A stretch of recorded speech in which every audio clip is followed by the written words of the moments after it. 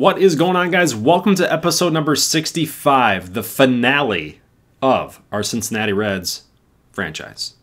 You guys saw the episode 64 this morning, so now we are getting into the finale tonight for season 2022. So officially the fourth season that we are going to do here, and we're actually going to go ahead and simulate the entirety of the 2022 season. Maybe, depending on how this goes, I may just decide to throw in an extra simulation in this episode. Obviously, I don't know that going in, but you guys will know that by the timestamps, by the actual time of the video as well, and even if you skip forward too. So, obviously, surprise is wasted, right?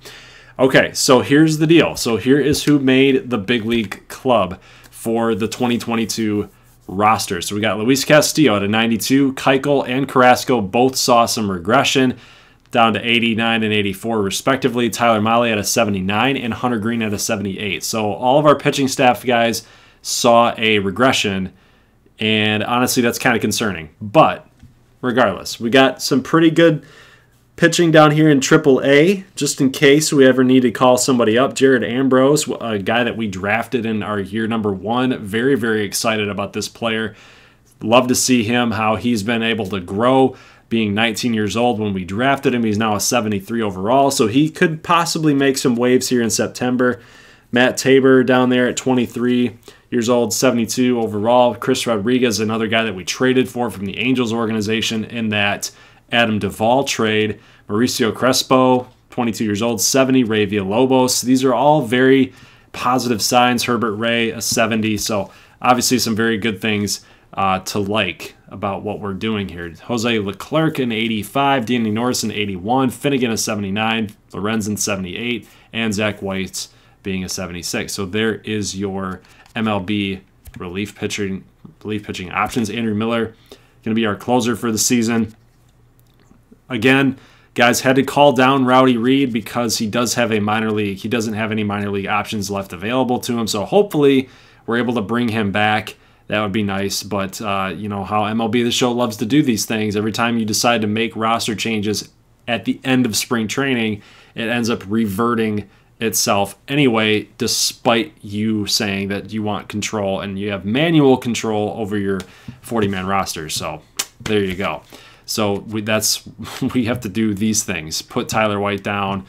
He's run out of minor league options as well. So obviously Pavin Smith and Joey Votto are going to be splitting time at first base. Pavin Smith is mostly going to be our right fielder though, so that clears the way at first base for Votto. Peraza winning the second base job over Tim Beckham. He's seeing a little bit of a regression, but again, he's not supposed to be that guy that's playing every day like Scooter Gennett was. We're giving Peraza that chance. He's 5 years younger than Scooter was. And, we're kind of getting Scooter Gennett in Tim Beckham as it is, right? So he can hit the home run. He's got some power in his bat. Plus he's not, costing us a whole bunch of money. And we're giving the younger guy a shot, right, at second base. And I did not mean to do that. Okay, so third base, Nick Senzel, 88 overall. One of our best players, bar none. Ryan Frank's going to still marinate down there at the AAA level. Trey Turner going to start at shortstop. Wilmer Difo at a 75 to be our backup. So we got a nice option in the middle infield at second and third base in case we need to split some time here. Peraza can also play shortstop. So we do have a lot of options. Nick Senzel can also play shortstop. So we got a lot of options there in the middle infield. So Jesse Winker going to start in left field. And we've got Roger Wimberly and Thomas Moore, who did not end up winning the job. And neither did Alfonso Anaya.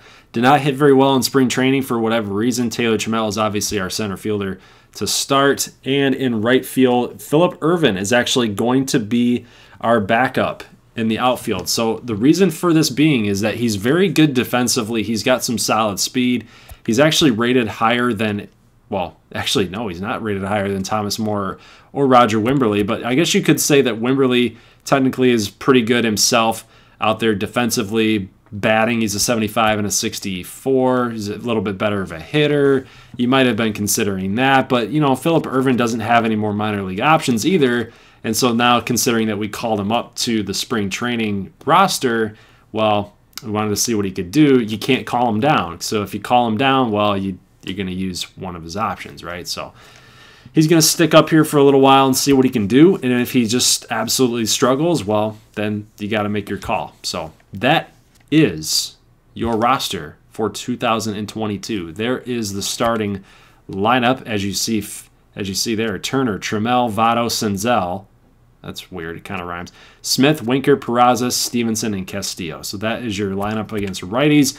Left-handers, we're going to be throwing out Ervin and Aquino to be our right field options, to be our outfield options and kind of get those right-handed batters going. Otherwise, we would be having Jesse Winker as a left-handed hitter and then Pavin Smith as a left-handed hitter. So obviously, we want to be optimizing that. Pitching rotation-wise, Castillo is our ace, Keuchel number 2, Carrasco 3, Green number 4, and Molly number 5.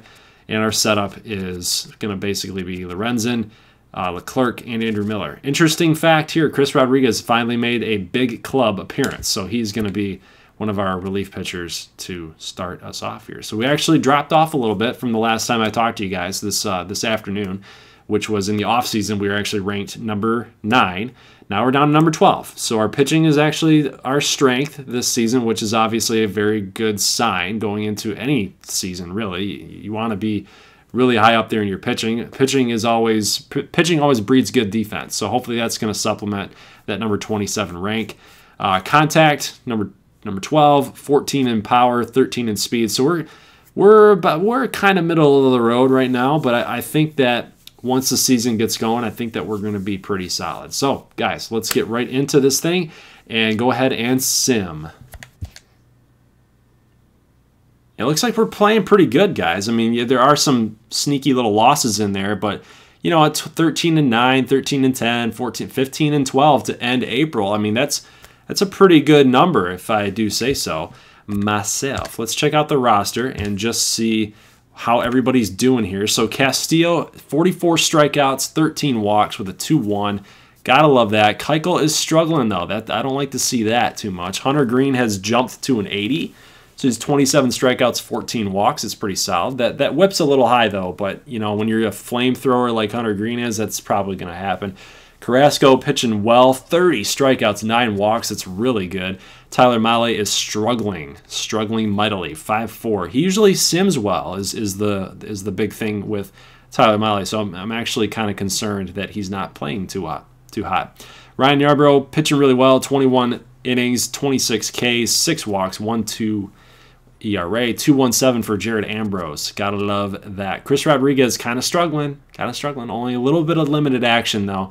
That might be based on some situations that he's been thrown in, so we'll have to kind of monitor that a little bit closer. 2.97, 3-0 for Ray Villalobos. He's definitely making some strides here. You know, if our boy here, Chris Rodriguez, keeps struggling, we might be able to call up Ray Villalobos. You know, he's never been up to the big leagues. He's got 3 options here, but then again, Chris Rodriguez, would that be potential? No options left to go. That would be a hard decision to make. You know, being as young as he is, somebody's bound to scoop him up, right? All right, so let's take a look at the relieving options here. Jose Leclerc actually lost an overall point, even though he's pitching well. That's interesting. Brandon Finnegan doing really well with a 1.17. Danny Norris, he's always like this. Eventually, he'll come back. He'll come back and start pitching well. I hate this, guys. I wish I could just cut Yovani Gallardo. Like, there's no reason. But I'm going to take such a cap hit and cash flow for sure that I can't do it. I just can't do it. Zach Weiss with a 4.3. Our bullpen has sucked. 8.03 for Danny Norris. It's not good. Andrew Miller in 11 innings has 11 saves, so he has yet to blow a save. Tyler Stevenson, huge factor in our offense so far this season. 4 home runs, 329 in April. That's a big number, guys. I like to see that. We were able to keep Rowdy Reed. That's good. Tucker Barnhart with 267. Pavin Smith, 250. Joey Votto, 337. So I gotta love it. Gotta love it, guys. Joey Votto's still doing Joey Votto-esque things. Tim Beckham, you know, that kind of sucks because I was really hoping that, you know, Tim Beckham would work out here, but so far in the spring, it just has not done so. So Peraza, doing well. Nick Senzel is killing it. 340 batting average. That is insane. Gotta love that. Ryan Frank's not doing a whole lot. Trey Turner, 180. Ooh, that's bad. Wilmer Difo with a 458. Defoe's kind of vying for some time here for Trey Turner. We got to watch out for that. Wimberly, 258. Moore, 238 or 231. Jesse Winker, 253. Trammell, killing it as well. 340 batting average, guys. I love it. I love to see that. So Trammell and Senzel are like just doing awesome right now. And then our right fielders, Phillip Ervin's got 83 at-bats so far, 229, 152. Man, it's not working out right now. So I wonder, so Pavin Smith has 28 at-bats. Joey Votto has 95. So there's something going on here that we got to fix. Well, right field, we must have been playing against a lot of left-handed pitchers, guys. Because, you know, Pavin Smith would get the start against righties out there in right field. So we haven't played a lot of American League teams, like, you know, the interleague play thing. So I wonder if that's just a byproduct of the schedule, kind of just a goofy thing that's going on here. So we'll see how we do here in May. All right, so not too bad. We finished May at 28 and 25. So again, we're still kind of hovering above that 500 mark right now. We're 3 games behind the Chicago Cubs. And if you guys ever thought that we were going to do anything over the Chicago Cubs, well, you would be sadly mistaken, because this team, it just got a heck of a lot better over the offseason. They acquired Kenley Jansen. They got Francisco Lindor. Like, the team was nuts, right? They even got Chris Archer. Okay, so this team is doing a lot of good things, guys. And to be 3 games back, it's a pretty good situation to be in. We're only 1 game out of the wild card race right now. And, you know, hey, being in June already, to the start of June, I'd say that's a pretty good spot to be in. Let's go ahead and take a look at the rest of our players here and see how everybody else is doing yet again. Tyler Mahle now an 80 overall, so he has jumped. Good to see that he's kind of taken that next step in May to really work on those April numbers. Hunter Green, like to see that, so he's maintaining. Carlos Carrasco is maintaining. Dallas Keuchel doing a little bit better. Luis Castillo, again, just kind of maintaining, which I like to really see. Brandon Finnegan and Danny Norris still kind of in that same mold that we saw them play in April. So Danny Norris, I like to see the improvement. Jose Leclerc doing well. Gotta love it. Lorenzen doing better. Kyle Crockett down there in AAA. Zach Weiss, again, really struggling. Andrew Miller, 18.5 innings pitched, and he's got 19 saves. So he's only had 1 blown save. They credit him with the loss, I believe. So let's see. Does he have a blown save? Yep. So he's got 1 blown save, which, again, you know, you take it. It's fine. It's going to happen, right? 273 for Barnhart, 325 out of Tyler Stevenson. Guys, this is huge. Tyler Stevenson batting 325 is absolutely huge. And he's got 157 at bat, so he's definitely getting the playing time. This is kind of concerning to me. I don't know why this is happening. Why is Pavin Smith only got 52 at bats, right? Votto 313 though. Votto is killing it. He's killing it. Tyler White's killing it down in AAA. But you know, we've got him playing right field, and I think what I'm going to do is I'm just going to go ahead and put him as the right fielder, because right now, for whatever reason, it can't be that we're playing that many left-handed pitchers, guys. It just can't be. And with those numbers, those hitting numbers, he should be playing right field. He should be hitting better than he is, and kind of getting on those hot streaks, and, you know, instead of just sitting there not getting the at-bats that he needs. Peraza, 320 batting average. Love it. Love it. 161 though for Tim Beckham. It just isn't working out. It was a chance, it was a risk. It's just not working. Nick Senzel, 302. Gotta like it. Trey Turner, though, 193. And then you have Wilmer Difo on the bench hitting 354. So a possible switch could be in the making here, just to basically give Turner some time off to reset and basically just make Difo the shortstop and ride this hot hand that he's got going on. Thomas Moore picking it up here at 289 down in the AAA level. Winker hitting 224. Taylor Trammell, 325, 34 RBIs. Guy is killing it right now. Alfonso Anaya seeing a little bit of a regression at 22 years old. 280. Jacob Brugman, 284. That's pretty good. Aquino, 164. And Phillip Ervin, 205 with 171 at bats. So that is probably what is happening right there. So I'm going to go ahead and edit Pavin Smith. I know this kind of sucks. I don't want to do this. This is kind of crappy. Secondary position is in first base, and then hopefully this this works out. Okay, so we need Pavin Smith we need his bat in the lineup. Okay, and the fact that the game is totally negating the lineup that I want to put out there kind of sucks, right? So we need to make that move, and I think I'm just gonna let Trey Turner work it out for another month, and if he still sucks, then we're gonna have to fix that up, because we're coming up onto the middle of the year here, and it's time to make some decisions to better your team. So let's go ahead and simulate June and see how we do here. Wow, and so a pretty big trade just went down, guys. So Craig Kimbrell has been moved from the Red Sox to the Texas Rangers for Rougned Odor. Interesting. So, guys, we actually had a really, really good June, and we went 44-37. Pretty crazy, right? I mean, look at this little winning streak that we had going here against San Diego. I know we lost the first game of the series, but this was pretty big here to sweep the Cardinals in a 3-game series, and then to go 1-2 against the Cubs.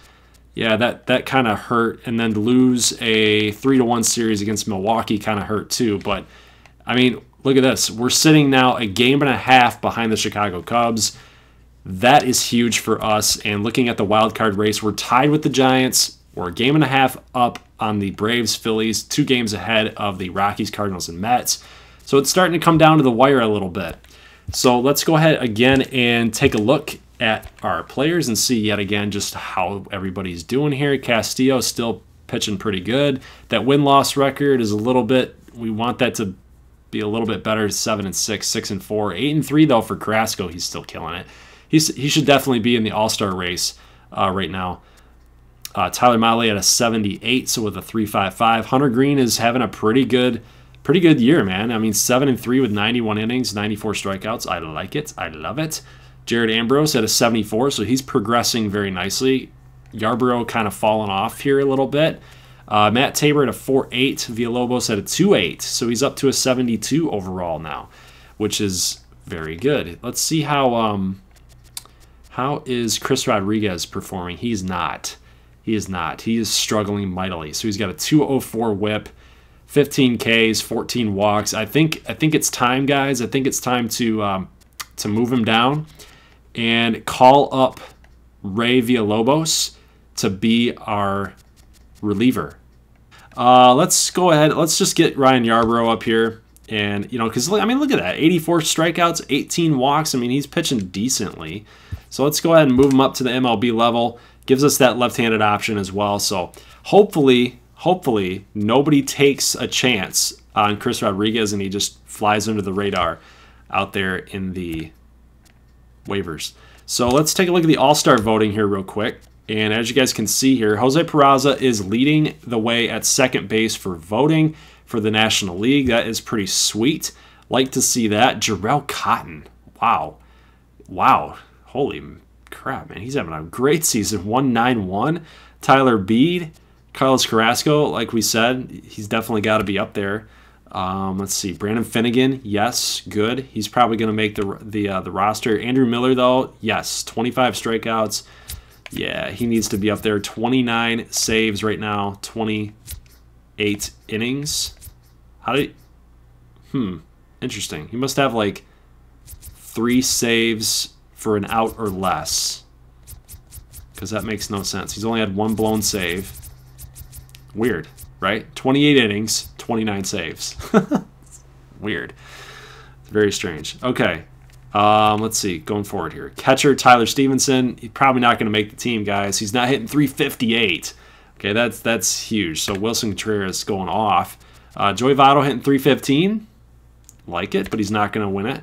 299 at second base for Jose Peraza. So this was a great move. 84 overall, great move. We're getting more production out of second base than I feel like we would have with Scooter Gennett right now. So third base, it looks like nothing going on here, even though Nick Senzel. So Senzel's kind of dropped off a little bit.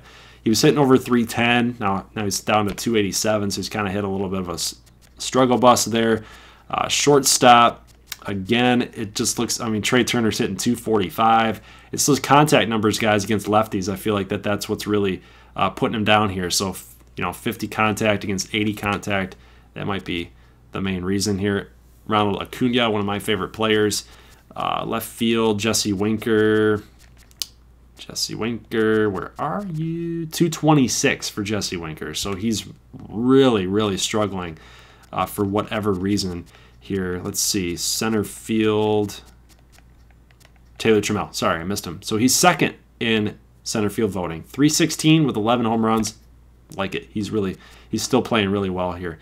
Let's see, right field, Pavin Smith. Oh, there's Phillip Ervin at 224. But here's Pavin Smith. So starting to pick it up, guys. 269, 6 home runs, 21 ribbies. So he's already kind of matching Phillip Ervin's numbers right now. And this is, I feel like this is why we're starting to win more games, and we're starting to kind of pull ahead of how we were kind of tripping over ourselves a little bit in April and May. And June was a really, really good month. I feel like that Pavin Smith has a lot to do with that. I really, really do. So let's keep going here and see how this team is going to keep on simming. All right, guys, so we actually fell a little bit backward. So now we got the Cardinals ahead of us by a half a game, and we are down by the Cubs for a game and a half. So if you guys look at the calendar here, in July, it was a pretty good month, but, the Chicago Cubs must have had a better month, but by a game and a half, right? So all things considered, though, we're still holding on. We're still holding on. So if we look here at the standings and the wild card, so we're a half a game out of the wild card. Remember, there's 2 wild card teams that get in. Okay, so we at least have to not focus on the Cubs so much. We need to start focusing on the St. Louis Cardinals here and getting wins that way, taking care of business, really secure that wild card spot, at least maybe the first or the second. And well, yeah, I mean, you have to first or the second to get in. So that's what we need to do, and that's who we need to focus our attention on. So now the key question is, for trading, we need to make some moves. Honestly, we need to make some moves, because if we don't, we're going to be probably stuck in a similar position than we were in last season, where we had to win in the last week just to get in, right? So it kind of sucked that way. We don't want to get into those messes, guys. We just don't want to do it. We also see that Ray Villalobos is still killing it, guys. 193 right now. Matt Tabor playing pretty well himself. Let's take a look here and see where we need to focus on. So Andrew Miller's kind of hitting a little bit of a schneid here. 295 for Tyler Stevenson, so catcher's not anything that we need to worry about so much. Joey Votto has really fallen off, though. But take a look. Nathaniel Williamson, guys. A guy that I picked up in the draft for our very first year that kind of saw some resistance a little bit. We picked him at 18 years old. I knew he was going to be a really good hitter, and he's proving that. 93 contact against righties and 76 contact against lefties. 6 home runs at the AA level, 45 RBIs, 300 hitter. So he's playing really well. Tyler White hitting very well yet again down in AAA. Joey Votto's still killing it. Even at a 73 overall, he's still killing it, guys. And this is pretty much it, man. I'm not going to lie to you. I mean, he's done, guys. 5 out of 5 for contract. This is his last season. We got to go all in. Let's win another World Series for Joey Votto. Let's get him another ring and really cement this franchise series where I know that we wanted it to be. Okay, so let's go ahead and make some moves here in order to do that. Tim Beckham kind of picking it up a little bit. 77 overall right now. Jose Peraza is still killing it. 307. Ryan Franks at 272. Senzel at 273. Trey Turner picking it up. Now at 252 with 23 stolen bases. Domingo Leyva 333, so he's doing a lot better. Thomas Moore now 299, so he is tied right now with Jesse Winker in overall rating. It might have to happen. Honestly, it might have to happen. I mean, looking at the defense, Thomas Moore is a lot better, right? I mean, obviously Roger Wimberly is better defensively, but looking at some of the power numbers, as far as hitting goes, I'm not sure how Thomas Moore is going to do at the major league level. We might have to monitor this a little bit closer as the simulation goes on. Alfonso Anaya up now at the 290. Taylor Trammell still at 299. Right field, Pavin Smith at 279. So he's still holding his own out there. I like what I see out of that. So if we were going to trade anybody, we would basically be trying to go after. We'd be trying to go after guys that are really going to push us over the top, right? So we're definitely looking at players like, let's see, like this guy, for example, Jay Groom, a starting pitcher in 88 overall, right? So he would be a guy that we'd want to go after.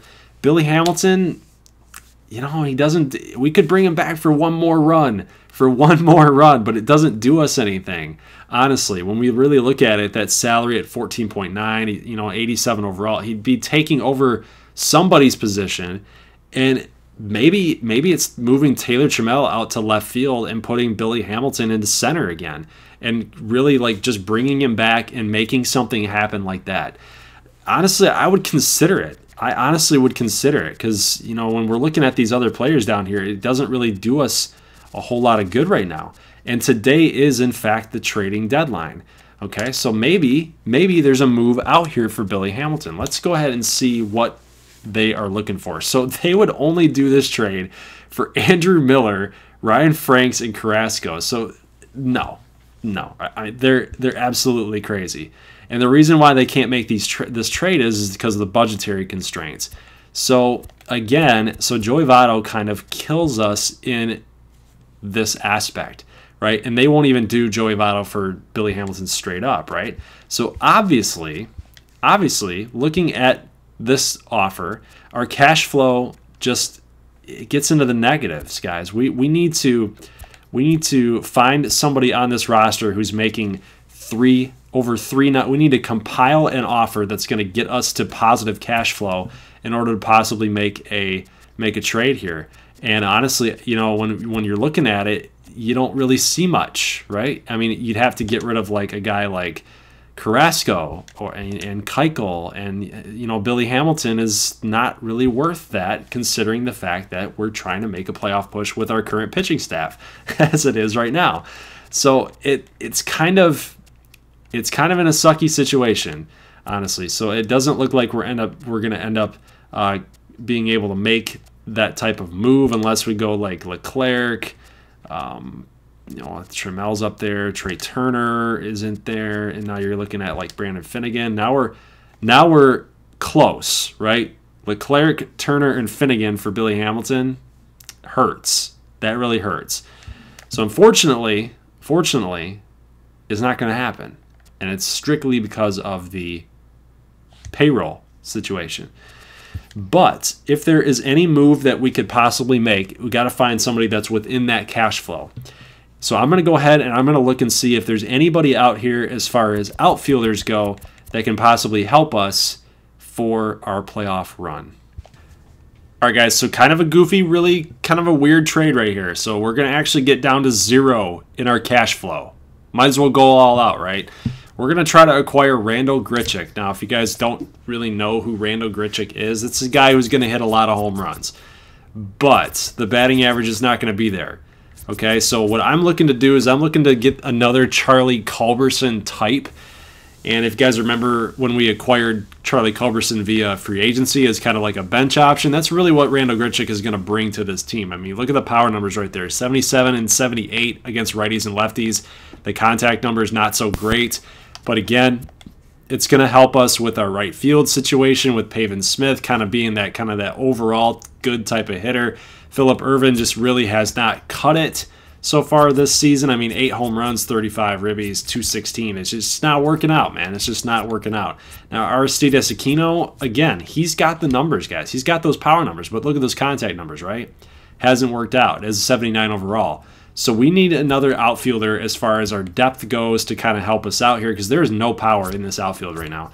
Jesse Winker with 9 at 242.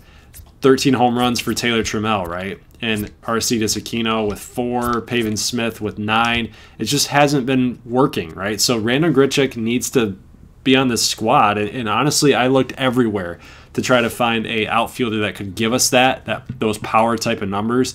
And this is what I found. So I really like Randal Grichuk. He helped us in the Tigers franchise to win a World Series. I think Grichuk is going to do well for us. You know, a lot of other players out here that I was looking at would have been nice fits as well. Let's see. I was looking at guys like Ben Gamel, but the power numbers just weren't there. What I wasn't looking for. We were trying to find something that could fit within our cash flow as well, and nothing really popped. You know, I mean, when we're looking at interdivision, like it just wasn't really there for me. Yasmani Tomas would have been a nice player to grab too, given his contact numbers. He's hitting 257 with 16, so a little bit better with the batting average, but the OBP is at 295. So let's go ahead and check out and see what Randal Grichuk's was. He's at 218, so I would imagine it's going to be a little bit lower. Yeah, 271. So maybe Yasmani Tomas might be the guy that we want to go after instead. But when we look at defensively, Randal Grichuk can play a little bit better defensively too. So these are all things that we have to consider. And looking at the Diamondbacks, I mean, even if we go after Steven Souza, he can only really do one thing, and that's hit against righties. But when we look at Yasmani Tomas, you know, this trade drops us down in overall. Let's see if we can kind of restructure this deal a little bit. I think we would actually save some money. So Chris Rodriguez, I feel like maybe he's never really gonna pan out so much. So let's get him involved in the deal. Jackson Stevens, a guy at 27, I just don't feel like that's gonna happen. It's not gonna work out. Kyle Crockett, I feel like we need to save him a little bit. This guy, Brad Goldberg, you know, I'm not too interested in his services. You know, at 32 years old. Blaine Hardy, we could have probably thrown him in there. Yovani Gallardo, that'd be big.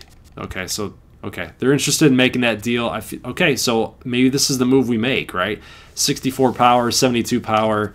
But when we look at the comparison to Jesse Winker, you know, the arm is a big difference, right? So he's a little bit better with, I mean, not a little bit. He's definitely a lot better with the arm. But the hitting, it's about the same.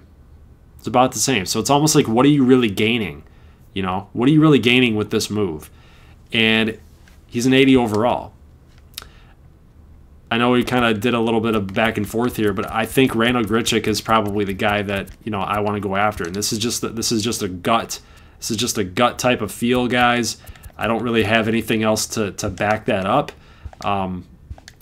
This is the move that I think that we have to make.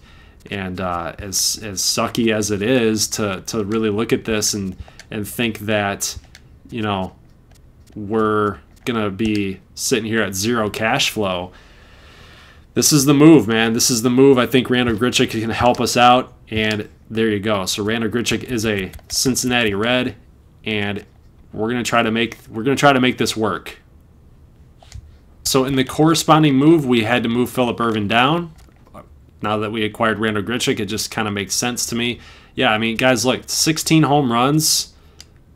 It's about the same batting average. I mean, you're more at bats, 339. Like, I feel like Grichuk is a good guy to have here on this baseball team here. It's going to help us out big time. All right, guys, so 72 and 61 is our record right now. And look at this little winning streak here against Milwaukee.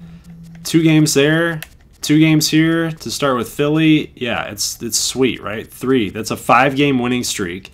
That's really nice. But again, with our interdivisional rivals right now, we're just not really doing so hot. These are big games against St. Louis These are big games against Chicago that we were trying to steal a series here at the end of July. It kind of sucks. That kind of sucks. But a sweep here against the New York Mets. 2-game series here against the Pittsburgh Pirates, and then going up against St. Louis. Yeah, that really hurt us. But taking a look here at the standings right now as we head into September, we're only 3 games back of the Cardinals. And just taking a look here, so far we're in the wild card race, right? We're still in there. We're still in it. Between the Giants, the Cubs, the Nationals. It's going to come down to the wire, guys. Again, just like last season. And when we look at September, we get a 3-game set here against the Cubs to end the season off. So this is a big, big month, guys. Especially when we lead up until that game, right? We got St. Louis in a 4-game stretch. We got Milwaukee in a 3-game stretch here. Pittsburgh in a 3-game stretch. Obviously, all games are important, especially the games right here. I mean, they're 48 and 86. I'm not too worried. 67 and 66. Milwaukee can kind of give us some problems. Cleveland 66 and 68. 63 and 70 for Colorado. So, if anything, the strength of schedule kind of favors us right now. But it really is right here that's going to mean something. It's going to matter right here.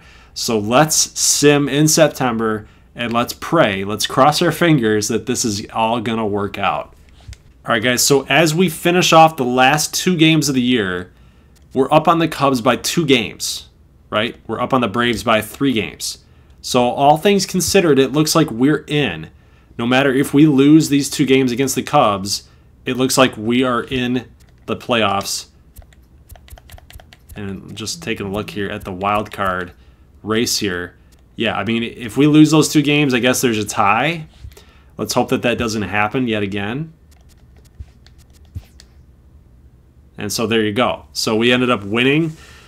We won our game. So now we have to play our wild card game against the San Francisco Giants. And yes, I'd like to stop simulating because I want you guys to look at the playoff bracket here just real quick. St. Louis is taking on the Phillies. Whoever wins this matchup gets to take on the Dodgers. Cleveland against Baltimore, Yankees against Seattle, and then whoever wins that gets to play Houston. All right, so finishing off the year, how did everybody do? I want to take a look at this. So Castillo had a really good year, 14 and 10, 2.5, 1.11, 1.14. Excuse me. Dallas Keuchel picked it up near the end, 14 and 9, 16 and 6 for Carlos Carrasco. That's a really good season. Hunter Green at an 84 with an 11 and 9, 202 strikeouts, guys. Actually, 200 strikeouts between 3 players. That is filthy. That is filthy, filthy. 202 and 85. That's a really good ratio right there. Our pitching stats got a lot better, especially Michael Lorenzen near the end. Brandon Finnegan had a really good year. Andrew Miller, 50 saves yet again. So back-to-back 50 save seasons for Mr. Miller. And when we look at Tyler Stevenson, again, he had a good year. 290, 12 home runs, 52 RBIs. Definitely took over that job big time. So then when we start considering how Joey Votto did in comparison to everybody else, we got a 314 batting average. 24 bombs, guys. Played well. Played well. For a 73 overall player, like those contact numbers are really the reason why he had a really good year. 305. So Peraza turned into a 300 hitter for one of the first times in this franchise. Actually, the first time in this franchise. Really impressed with that, how that turned out. Tim Beckham, again, it just didn't work out. Nick Senzel kind of fell off a little bit this season, 259, so he did not do too hot. Trey Turner, 249. Difo still continued to hit with 125 at-bats, though, so he didn't really get a whole lot of playing time. 336, though, so he had a pretty solid year. Jesse Winker didn't do very well. Didn't do very well. 15 home runs, 243 batting average. Yeah, 15 home runs, I don't know. I'm not too impressed with that number. Taylor Trammell, though, 22 bombs, 303. I like it. I love it. And then Pavin Smith had a good season. 270 batting average, 16 home runs. That's some good numbers. Randal Grichuk finished the year hitting 20 home runs for us, 221 batting average. So again, we knew what we were going to get when we acquired Randal Grichuk, but yeah, really helped us out with those little extra added home runs for when he actually did get into the lineup. And then Phillip Ervin right down there. So playoffs, here we come, guys. We're going to go ahead and simulate the one-game playoff. Cross your fingers because we got to win this thing. All right, so there you go, guys. 5-4 W. And now we're taking on the LA Dodgers in the playoffs. Whew. The NLDS. Urias, Manaya, Clayton Kershaw. So we got 3 left-handed pitchers that we're going up against to start us off here. So hopefully we can rely really on these top righties here. I might even put Senzel. No, I might put Grichuk here in the number 2 spot, because hopefully if Turner can get on, then Grichuk can kind of follow up maybe with an extra base hit, home run. Votto can come on in. Senzel can drive him in. Yeah, I like that situation here.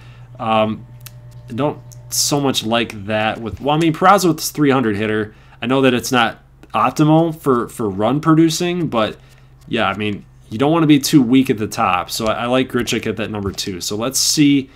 Oh, this is it, guys. This is for the series. Literally, for this series and for the YouTube series. Whew. All right, let's hope we come through. Let's simulate the first 3 games. Hopefully we get this dub. A dub. And we do not. We do not. So we've been eliminated in the first round, guys. And that is that. But, you know what? I will say this. The series as a whole, let's go to the offseason. Let's actually simulate the postseason. See how everybody... So the Yankees defeated the Dodgers in the 2022 World Series. So there you are, guys. That is the series finale. I know it wasn't too dramatic, but, that's the way baseball goes. Not everything is scripted and magical, to say the least. But you know what, guys? I'm not going to lie to you. I had a ton of fun. Had an absolute ton of fun with this Cincinnati Reds franchise. In my personal opinion, I actually had more fun with this series than I did my Detroit Tigers series. And honestly, the Tigers are my favorite team because I am from Michigan. And for whatever reason, just a lot of things worked out in this series. And I think it was basically because of you guys and your input early on. I know that the viewership really starkly dropped off, during the summer. Once the Reds were pretty much out of contention, everybody kind of got baseball fatigued, which happens. It does happen. But if you're a baseball diehard and enthusiast, you stuck around and you really pulled through for this series. I appreciate all of your guys' support. Like I said, it was an amazing series from predicting the Matt Harvey trade back in April, and then they pulled it off in May, to pulling off some decisions in the offseason, going after Dallas Keuchel, and the Reds end up in real life making a big-time trade for Alex Wood and Matt Kemp and Yasiel Puig. So, I mean, a lot of people dropped off of this Reds series thinking that, I had gotten off my rocker, really, and thinking that, I kind of lost the sense of realism. And I think a lot of Cincinnati Reds fans just didn't feel like the team or the ownership was serious about putting a winner and a winning contender out on the baseball field. And honestly, for you guys that stuck around, we were right. So for everybody that left, I hate to say it, but stick it. So I hope you guys enjoyed this series. I'm really looking forward to getting the Ricky Holberman series up and started next Friday. So make sure you guys check that out if you're willing to check that out, of course, and be a part of that series for sure. It's going to be fun. That's going to be uploaded every single Friday in place of the Cincinnati Reds franchise. And I hate to leave it off as being losers, 3-0 to the Dodgers, but like I said, that's baseball, and that's usually how it goes. It's always a grind. It's always a tough road to hoe to get to the World Series. But I'm glad that we at least got one World Series in this franchise series. So, guys, I'd love to hear your comments and your thoughts about how you thought this Reds franchise went, and who are you most excited for me to do and bring you guys along with for next year. So I'd love to hear you guys' thoughts on those. Leave a like if you like this thing. And as always, go Reds and peace.